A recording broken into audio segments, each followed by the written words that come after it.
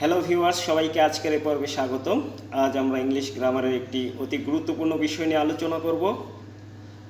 আমরা জানি টুর পর সাধারণত ভার্বের বেস ফর্ম ব্যবহার করা হয়ে থাকে, কিন্তু মাঝে মাঝে দেখা যায় টুর পর ভার্বের সাথে আইএনজি যুক্ত হয়ে থাকে।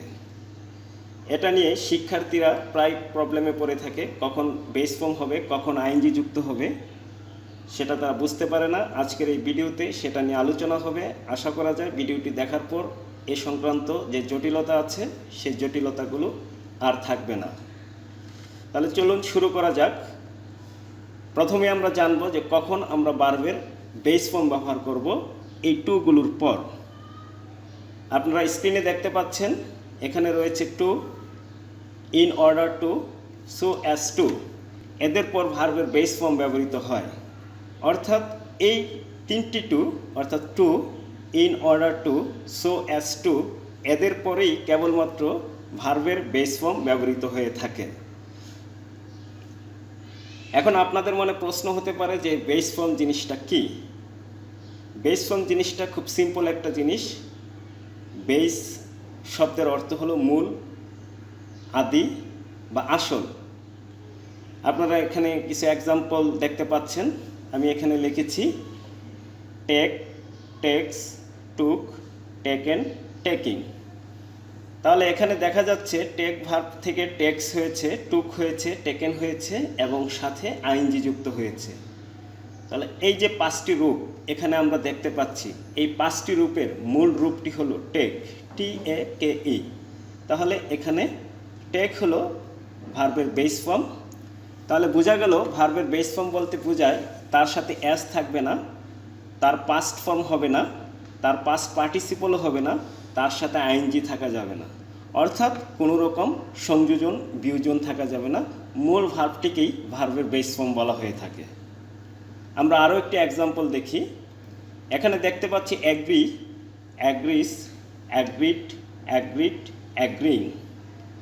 অর্থাৎ অ্যাগ্রি ভার্বটি থেকে অ্যাগ্রিস হয়েছে, তার পাস্ট ফর্ম অ্যাগ্রিড হয়েছে, তার পাস্ট পার্টিসিপল অ্যাগ্রিড হয়েছে এবং তার সাথে আইএনজি যুক্ত হয়েছে। তাহলে এখানে আপনারা পরিষ্কার বুঝতে পারছেন যে এই ভার্বগুলোর মধ্যে বেস ফর্ম হলো অ্যাগ্রি। ঠিক একইভাবে বাকি তিনটে এক্সাম্পলে বাই হলো বেস ফর্ম, গেট হলো বেস ফর্ম এবং ক্যারি হলো বেস ফর্ম। আশা করি বেস ফর্ম সম্পর্কে আপনারা ধারণা পেয়েছেন। আরেকটি বিষয়, আমরা যখন আইএনজি যোগ করব তখন শুধুমাত্র বেস ফর্মের সাথে আইএনজি যোগ করব।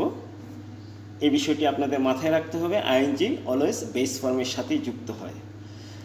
আমরা একটু আগেই শিখেছি যে কখন ভার্বের বেস ফর্ম ব্যবহার করব, আর এখন আমরা বেস ফর্ম সম্পর্কে ধারণা পেয়ে গেলাম।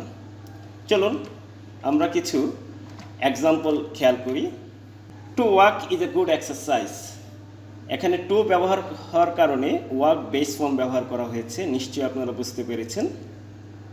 We went to Sylhet to see the tea gardens. এখানে টু ব্যবহার হওয়ার কারণে সি বেস ফর্ম হয়েছে। আরও একটি এক্সাম্পল দেখুন। He works hard in order to succeed. In order two ব্যবহার হওয়ার কারণে সাকসিড ভার্বটির বেস ফর্ম ব্যবহার করা হয়েছে। সুতরাং আমরা যখন টু পাবো অথবা ইন অর্ডার টু পাবো অথবা সো অ্যাজ টু পাবো, তখন আমরা ভার্বের বেস ফর্ম ব্যবহার করব। এই জিনিসটি যদি আপনি মাথায় রাখতে পারেন তাহলে রাইট ফর্মস অফ ভার্বের একটি গুরুত্বপূর্ণ নিয়ম আপনার শেখা হয়ে গেল। এখন কথা হলো যে কখন টুর পরে ভার্বের সাথে আইএনজি যুক্ত করব। বিষয়টি খুব সিম্পল। আপনারা স্ক্রিনে দেখতে পাচ্ছেন, এখানে লেখা রয়েছে if the to is the part of a phrase. To যদি কোনো ফ্রেজের অংশ হয়ে থাকে তাহলে to is followed by verb plus ING that works as nouns and is called gerund. তাহলে সেই টুর পরে যে ভার্বটি হবে তার সাথে আইএনজি যুক্ত হবে। সেই ভার্ব প্লাস আইএনজি যুক্ত ওয়ার্ডটি নাউন হিসেবে কাজ করে, সেক্ষেত্রে তাকে জিরান্ট বলা হয়ে থাকে। তাহলে এখানে আমরা একটি নতুন টার্ম শিখলাম যে জিরান্ট কাকে বলা হয়। ভার্বের সাথে আইএনজি যোগ হয়ে সেটা যদি নাউনের কাজ করে তাকে জিরান্ট বলা হয়ে থাকে। তাহলে চলুন এই টু কীভাবে ফ্রেজের অংশ হতে পারে আমরা কিছু এক্সাম্পল খেয়াল করি। Some popular examples which are used frequently, example অনেক আছে কিন্তু সকল এক্সাম্পল সমান গুরুত্বপূর্ণ নয় এবং সকল ওয়ার্ড সমান গুরুত্বপূর্ণ নয়। আমরা এমন কিছু এক্সাম্পল নিয়েছি যেগুলো আমাদের দৈনন্দিন জীবনে প্রচুর ব্যবহার করা হয়ে থাকে। আশা করা যায় এই এক্সাম্পলগুলো যদি আপনারা মনোযোগ দিয়ে খেয়াল করেন তাহলে কখন টুর পরে ভার্বের সাথে আইএনজি যুক্ত হবে এ সংক্রান্ত আর কোনো প্রবলেম থাকবে না। চলুন দেখা যাক এক্সাম্পলগুলো। আমি এক্সাম্পলগুলোকে বিভিন্ন ক্যাটাগরিতে ভাগ করেছি, অর্থ কাছাকাছি আছে এরভাবে তাদেরকে একসাথে রেখেছি। আপনারা এখানে দেখতে পাচ্ছেন গেট ইউজ টু অথবা বি ইউজ টু। যখন বি বলা হবে সেখানে আপনাকে ধরে নিতে হবে am, is, are, was, were এই ওয়ার্ডগুলো দ্বারা বি শব্দটি রিপ্লেস হতে পারে। এই গেট ইউজ টু অথবা বি ইউজ টু শব্দের অর্থ অভ্যস্ত। বি অ্যাকাস্টমড টু, এখানেও কিন্তু একই কথা, am accustomed to, is accustomed to এইভাবে রিপ্লেস হবে, একই অর্থ। অ্যাডজাস্ট টু, মানিয়ে নেওয়া। তিনটাই কাছাকাছি অর্থ। চলুন আমরা এক্সাম্পলগুলো খেয়াল করি। He is use to walking in the morning, সে সকালে হাঁটতে অভ্যস্ত। তাহলে এখানে দেখতে পাচ্ছেন যে বি ইউজ টু রয়েছে, তাই আমরা ওয়াকের সাথে আইএনজি যুক্ত করে ওয়াকিং তৈরি করেছি। এবার আপনি দ্বিতীয় এক্সাম্পলটি খেয়াল করুন এবং চেষ্টা করুন প্রথম এক্সাম্পলের সাথে দ্বিতীয় এক্সাম্পলের ছোট্ট একটি পার্থক্য রয়েছে, আর এই ছোট্ট পার্থক্যের কারণে ভার্বের সাথে আমি আইএনজি যুক্ত করতে পারিনি। প্রথম এক্সাম্পলে ছিল ইজ ইউজ টু, কিন্তু দ্বিতীয় এক্সাম্পলে দেখা যাচ্ছে সেই বি ভার্বটি নেই, অর্থাৎ ইজ ওয়ার্ডটি এখানে নেই, শুধু ইউজ টু রয়েছে। তাহলে শুধু ইউজ টু যখন ব্যবহৃত হবে তখন কিন্তু আমরা ভার্বের সাথে আইএনজি যুক্ত করতে পারবো না, তখন আমরা ভার্বের বেস ফর্ম ব্যবহার করব। আর এই ইউজ টু শব্দটি অতীত অভ্যাস বোঝানোর জন্য ব্যবহার করা হয়ে থাকে। এবার নিচের এক্সাম্পলটা দেখুন। The two girls were accustomed to talking a lot, এই দুটি মেয়ে তারা কথা বলায় খুব অভ্যস্ত ছিল।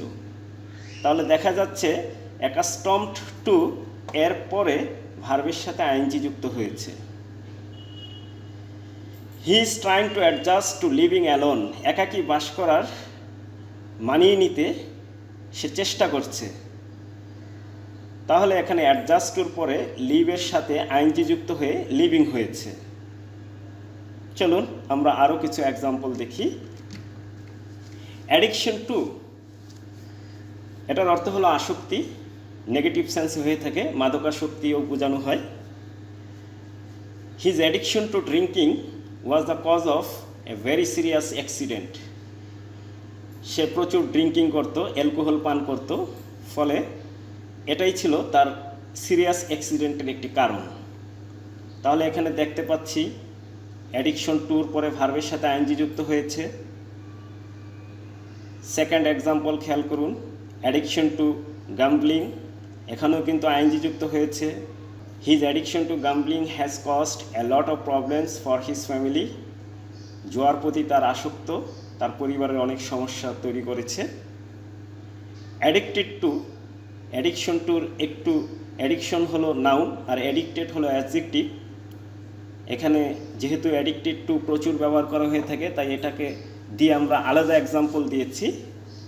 I am addicted to watching movies on TV, টিভিতে মুভি দেখতে আমার আসক্তি রয়েছে। She is addicted to taking drugs, সে ড্রাগের প্রতি তার আসক্তি রয়েছে।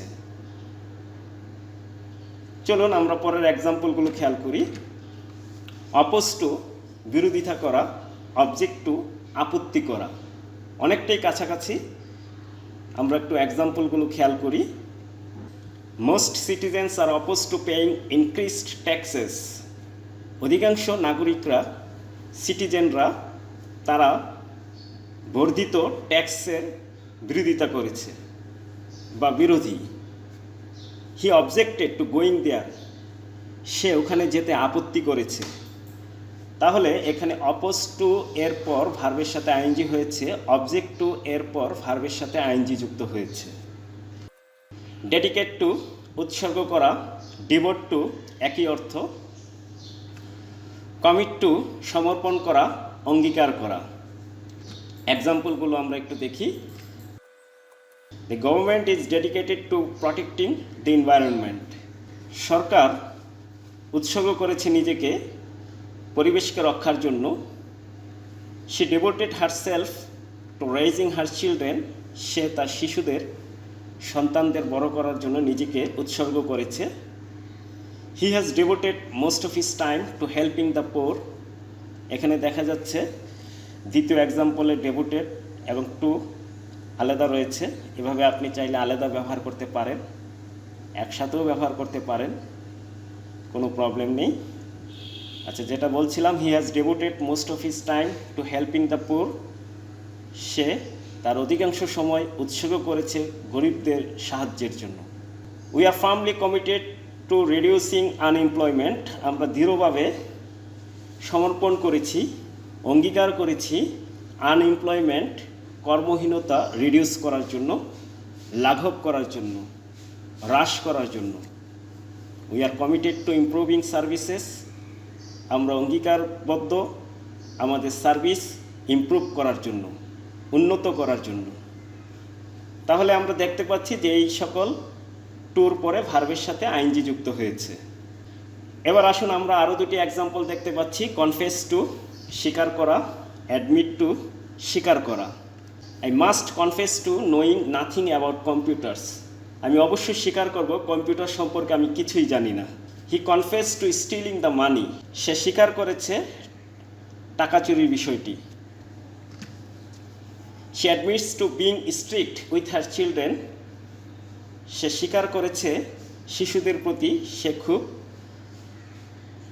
রুক্ষ ছিল, কড়াকড়ি ছিল, কঠোর ছিল। She admitted to having stolen the car. গাড়ি চুরির বিষয়টি সে স্বীকার করেছে। তাহলে দেখা যাচ্ছে এখানে প্রত্যেকটি টুর পর আইএনজি যুক্ত হয়েছে। আমরা শেষ পর্যায়ে চলে আসছি। লুক ফরওয়ার্ড টু, প্রতীক্ষায় থাকা। গেট অ্যারাউন্ড টু, কোনো কাজ শেষ করে অন্য কাজে হাত দেওয়া। এক্সাম্পলগুলো আমরা একটু খেয়াল করি। We are looking forward to going to Khulna next month. আমরা আশা করছি, আমরা প্রতীক্ষা করছি আগামী মাসে আমরা খুলনা যাব। I look forward to hearing from you soon. আপনার কাছ থেকে শোনার প্রতীক্ষায় রইলাম খুব শীঘ্রই। I must get around to answering your question tomorrow. আমার হাতে এখন কোনো একটা কাজ আছে, আগামীকাল আমি আপনার প্রশ্ন উত্তর দিব। I still haven't got around to fixing the television. আমার টেলিভিশনটি নষ্ট, আমি টেলিভিশনটি ফিক্সিং করার জন্য, মেরামত করার জন্য এখনও সময় পাইনি। তাহলে আমরা কখন টুর পর বেস ফর্ম হবে এবং কখন টুর পর ভার্বের সাথে আইএনজি হবে আমরা বুঝতে পেরেছি। আমরা একটু একসাথে দেখে নিই যে কী কী এক্সাম্পল আমরা ব্যবহার করেছি। গেট ইউজ টু অথবা be used to, be accustomed to, adjust to, addiction to, oppose to, object to, dedicate to, devote to, commit to, confess to, admit to, look forward to, get around to. এই সকল টুর পরে আপনারা ভার্বের সাথে ING যোগ করবেন। আর যখন two হবে, ইন অর্ডার টু হবে, সো অ্যাজ টু হবে, তখন আপনারা ভার্বের বেস ফর্ম ব্যবহার করবেন। এই ছিল আজকের আমাদের টু সম্পর্কিত আলোচনা। কখন টুর পর বেস ফর্ম হবে, কখন টুর পর ভার্বের সাথে আইএনজি যুক্ত হবে। চ্যানেলটিতে আপনি যদি নতুন এসে থাকেন, চ্যানেলটি যদি আপনার সাবস্ক্রাইব করা না থাকে, অবশ্যই আপনি চ্যানেলটি সাবস্ক্রাইব করে রাখবেন। তাহলে আপনি ইংরেজি ভাষা ও সাহিত্য সম্পর্কে নতুন নতুন ভিডিওগুলো আপনার কাছে পৌঁছে যাবে অটোমেটিকভাবে। সবাই ভালো থাকুন, সুস্থ থাকুন, নিরাপদে থাকুন। আজকের মতো এখানেই শেষ করছি। আল্লাহ হাফিজ।